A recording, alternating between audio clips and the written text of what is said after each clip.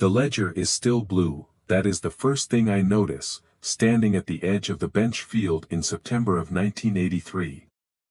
Holding it with both hands like it might bruise if I grip it too hard. The cloth cover has faded at the corners, the spine is cracked, there is a dark thumbprint near the bottom edge that no amount of time has managed to lift. But the blue is still there, not bright, not clean, a weathered, work-worn blue, like a storm cloud that never quite let go of its rain. I press it against my coat and look across the cut wheat, 72 acres, stubble shining pale gold under the morning light.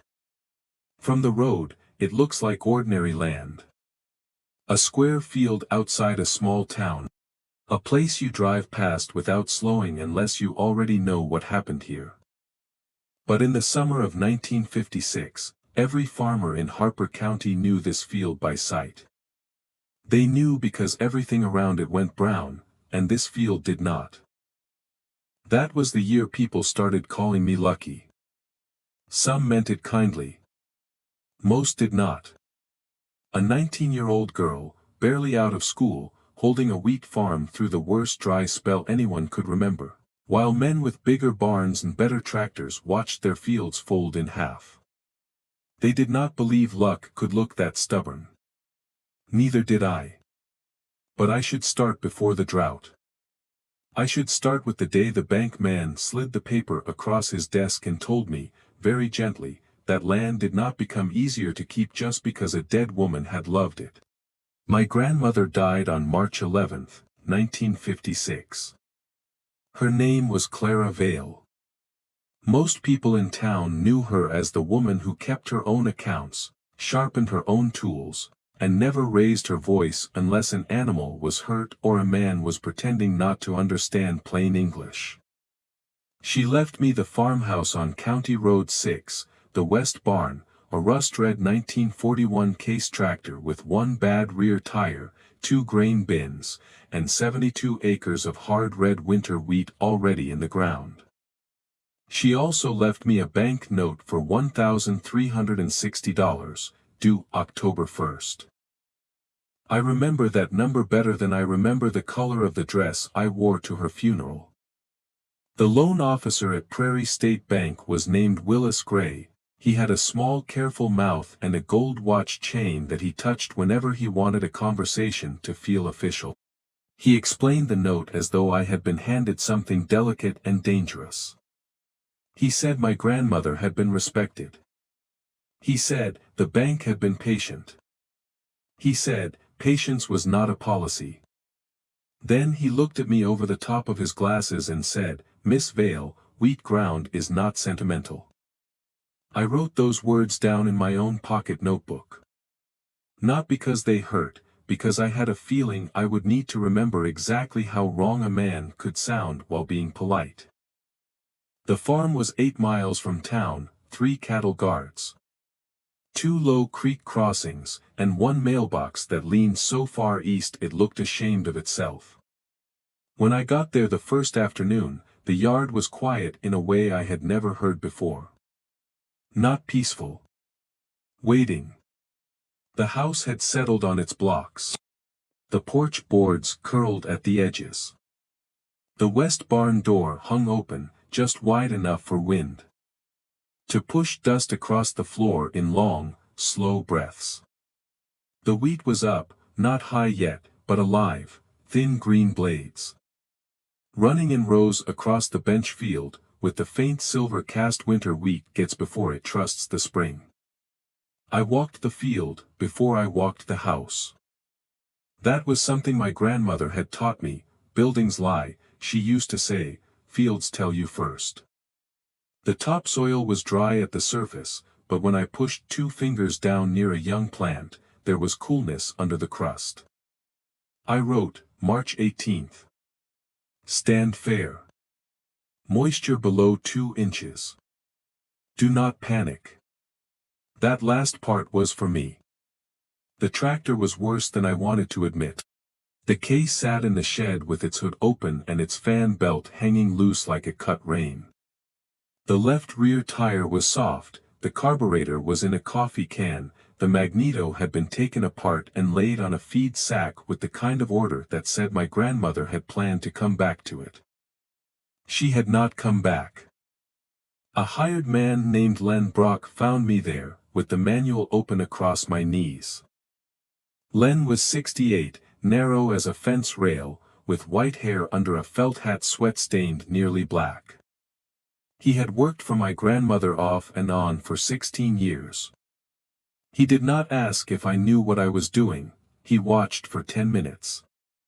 Then he said, "You got the timing backward." That was the first kind thing he ever said to me. It did not sound kind at the time. For 2 weeks, we worked on the tractor. I scraped grease from bolts with a pocket knife. I learned what a stuck float looked like. I learned how long a knuckle can bleed before you notice it. Len did not praise, he corrected. He grunted. Once, when I found the right shim without being told, he handed me the wrench handle first instead of dropping it on the bench.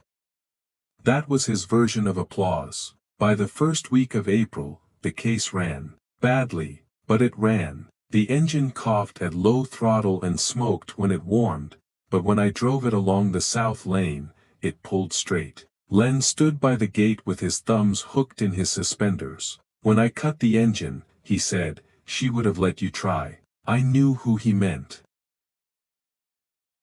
That sentence kept me going for longer than food did. The neighbor came 3 days later. Earl Slade owned the Miller place to the east and half the bottom ground near the creek. He was 52, broad-faced, always shaved, always clean in a way that made farm dirt look like something that happened to other people. He stood by the mailbox, looked over the wheat, and told me the season might be hard. Then he offered to buy the place. Not rudely, worse. Kindly. He said a young woman ought not spend her life fighting a piece of ground that had already buried 3 generations of Vales. I asked him if he wanted the house or the field. He smiled and said, "Land is land." I told him, "Then you won't mind buying somebody else's." He did not smile after that. May came in warm. Too warm. The kind of warm that starts as mercy and turns into warning. By the end of the month, the county paper was printing well levels on page 3. Men lingered at the feed store longer than they needed to, talking about clouds the way sick people talk about doctors. On June 6, the wind changed. It came from the southwest and stayed there. Dust began to gather in the window tracks. The hens stopped scratching after noon. The creek behind the barn thinned to a trickle the color of tea. Every morning, I walked the wheat. Every evening, I wrote what I found. June 9th. Leaves slightly curled on exposed ridge. June 14th.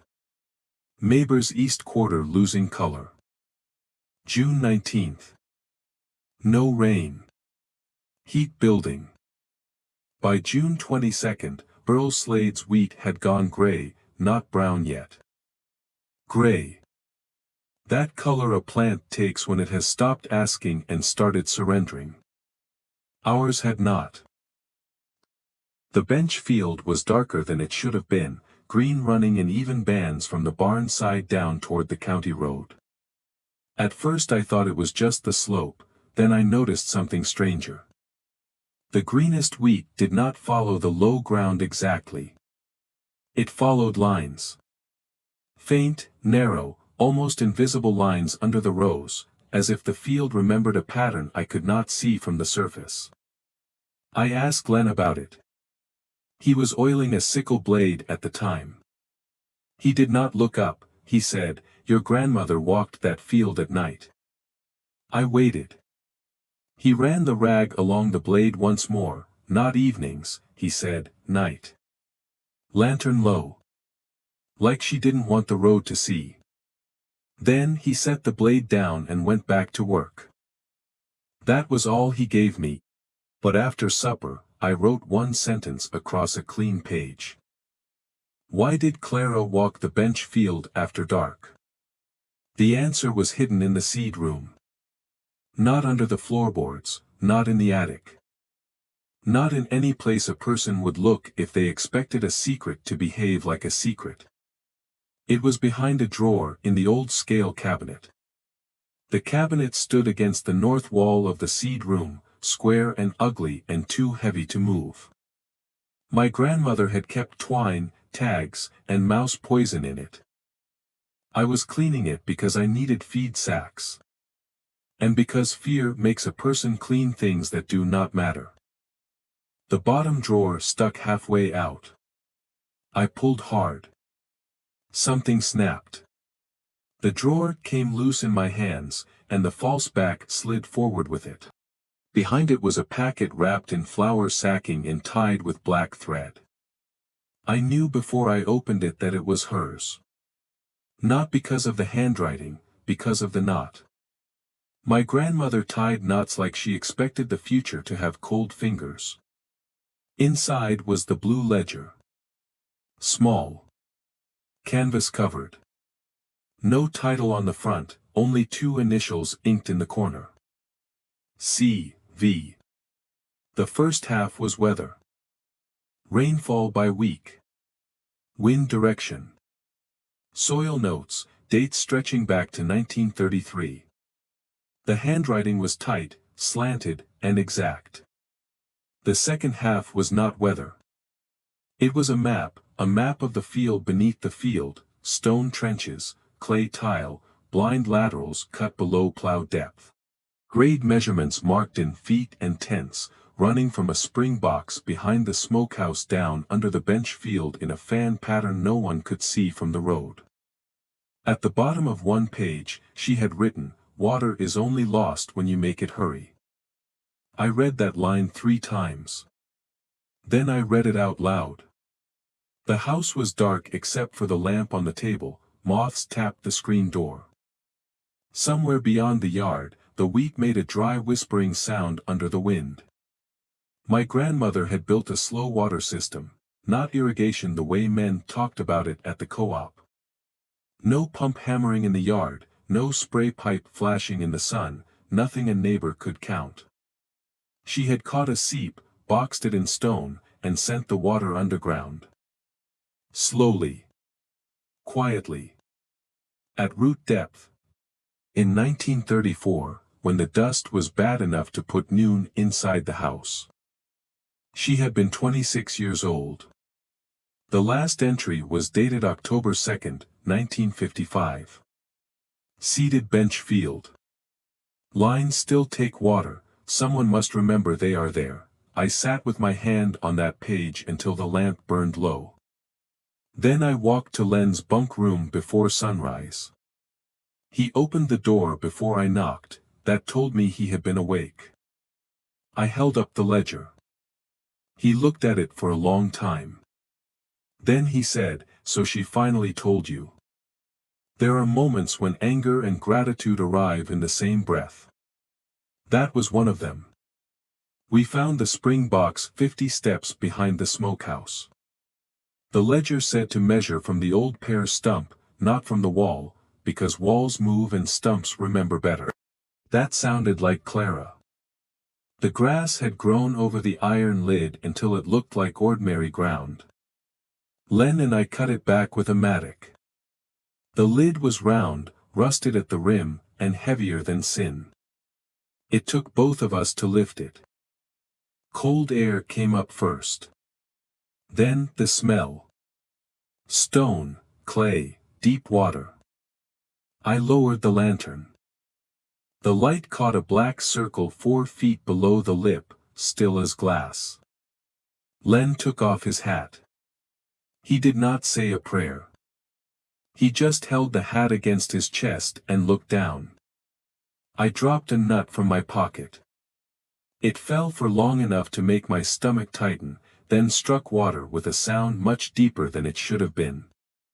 12,000 gallons, according to the last measure in the ledger. Maybe more if the spring had held. Maybe less if time had taken what it wanted. But the water was there. And everything changed, not because we were saved.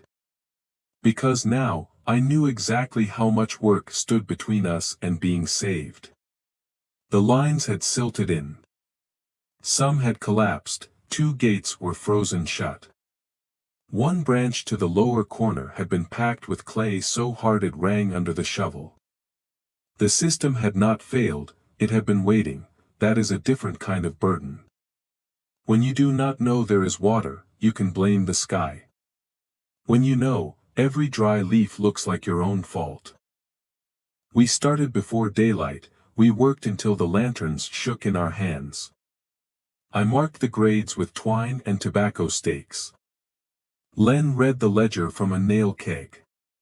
Because his back would not let him bend long, we opened old trenches one careful foot at a time, never deeper than the ledger said, never wider than we had to. The first test flow came on July 3rd. A trickle. Then a thread. Then a quiet underground pull that made the soil darken 6 feet from where I stood. I remember kneeling there with my palm flat against the ground, no miracle, no thunder, just moisture returning to the world at the speed of patience. By then, the county was burning. The high hit 104 on July 8th. The road ditches turned white. Cattle stood in pond beds and bawled at mud. The feed store stopped joking about rain because jokes require a little hope. Earl Slade came to the fence that evening. He had seen the trenches. Of course he had.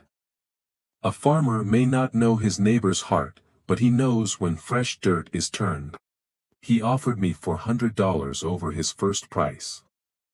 He said there was no shame in stepping away before the place ruined me. I had mud to my elbows and a crescent of dried blood on one wrist. I told him the field was not for sale. He looked past me at the rows. They'll ask how, he said. I said, let them. That was braver than I felt. The county agent arrived 9 days later. His name was Paul Rusk. He drove a beige government pickup with dust up to the handles and carried a clipboard under one arm like it was part of his skeleton.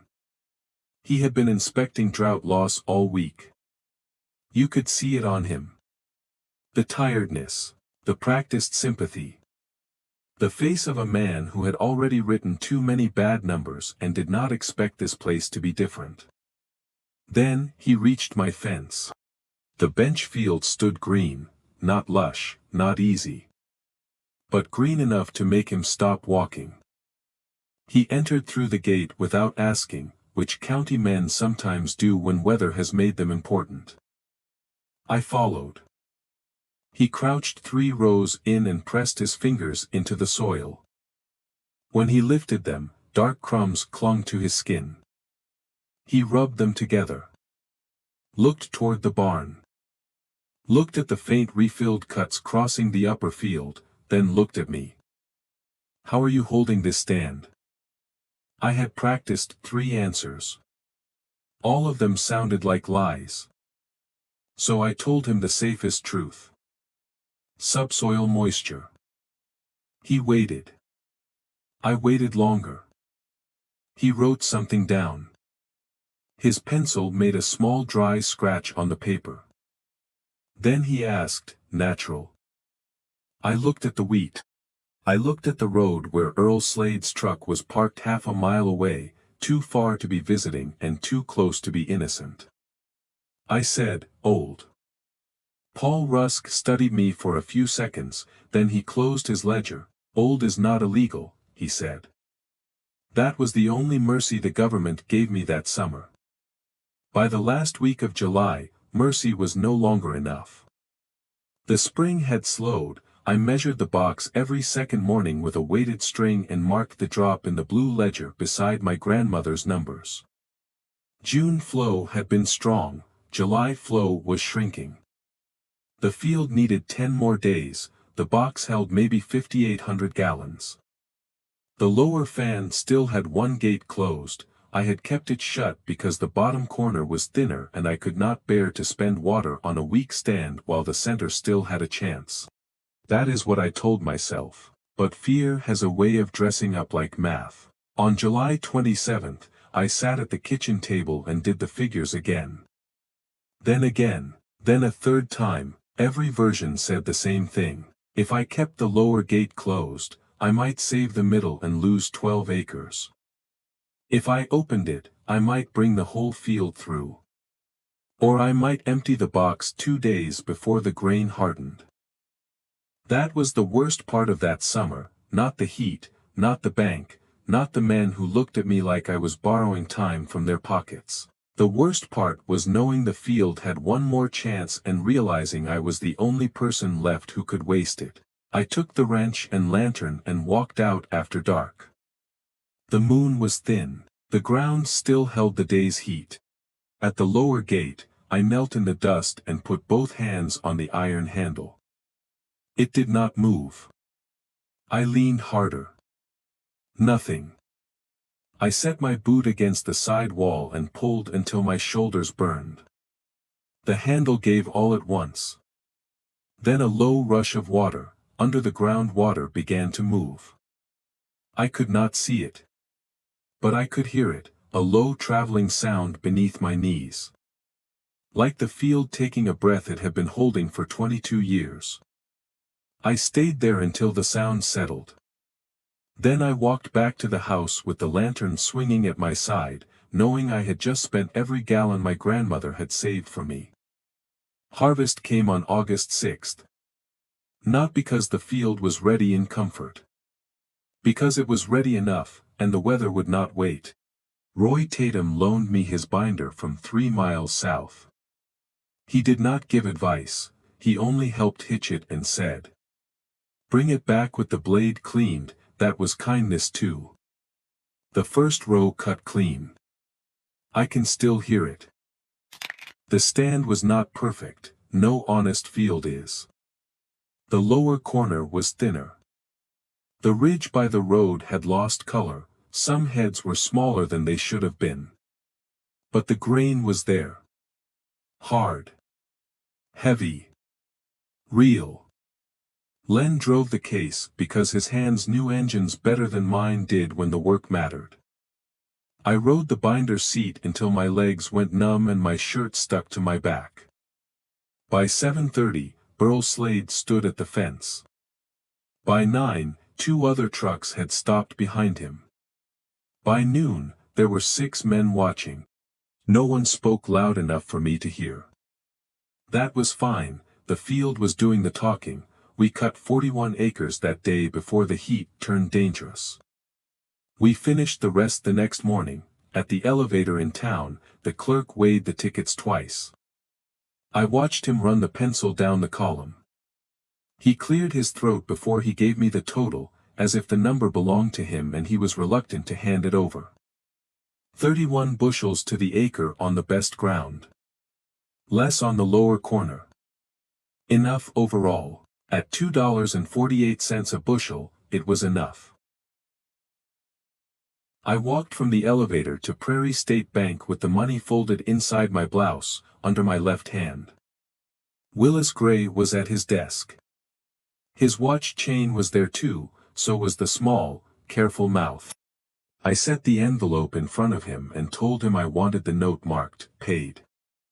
He counted the money once, then again. The second time, he slowed down. When he stamped the paper, the sound seemed too small for what it meant. Paid. Red ink across my grandmother's name, across mine underneath it. Willis Gray said, "Your grandmother must have taught you well." I looked at the stamped paper, then I said, "Not all at once." He did not know what to do with that. I folded the release, put it in my pocket and walked back out into the heat. Most people thought the story ended there, debt cleared, farm kept. Young woman proved the county wrong. That is a neat ending, and neat endings are usually invented by people who were not there. The real ending was quieter. That evening, I went to the spring box. I had not planned to, my body was so tired that each step felt borrowed from somebody else. But I went. The iron lid was worn from the sun, the grass around it had been trampled flat. I sat beside it with the blue ledger in my lap and watched the last light pull itself across the field. Then, I noticed the stone on the north rim. One corner had a smear of old mortar I had never cleared. I took out my knife and scraped it away. Not much. Just a thumb's width of dirt and lime. Under it were letters. Small. Cut with a nail or a blade before the mortar hardened. C.V. 1934. And beneath that, one line so shallow I had to touch it to read it. Not for rain, for Ruth. Ruth was my mother. She had been 9 years old in 1934. I sat there until the field went dark. My grandmother had not built that system because she knew I would need it, she built it because her daughter might. Then my mother left the farm. Then I came back. The water had waded through all of that. A thing made for one person had saved another. That is what land does when it has been loved correctly. It keeps more than crops. It keeps decisions. It keeps mistakes. It keeps the shape of work done by hands nobody remembers to thank. By fall, people had made their own explanations. Some said the bench field sat over better clay. Some said Clara Vale had always known witchy things about water. Some said I had simply been lucky. I let them. Over the next 30 years, that field did not make me rich. Fields rarely do. But it kept producing. Wheat some years, sorghum in the dry ones. Enough calves wintered on the stubble to matter. Enough harvest checks stacked, year after year, to keep the roof patched, the taxes paid, and the farm in the same name. Not because the land was easy. Because under the soil, beneath the part people argued over and priced and judged from the road, there was a quiet system doing its work. I still walk the bench field when the air goes dry. I still carry the blue ledger when I do. The pages are brittle now. My thumb fits the dark mark on the cover almost exactly. Sometimes I open to the line my grandmother wrote in 1934. Water is only lost when you make it hurry. And I think that is true of more than water. It is true of land. Of grief. Of what the dead leave behind. People think inheritance is the house or the acres, or the name on a deed. Sometimes it is. But sometimes inheritance is a hidden line under a field. A rusted gate no one has turned in 20 years, a page tucked behind a drawer, because the right person might someday be desperate enough to look.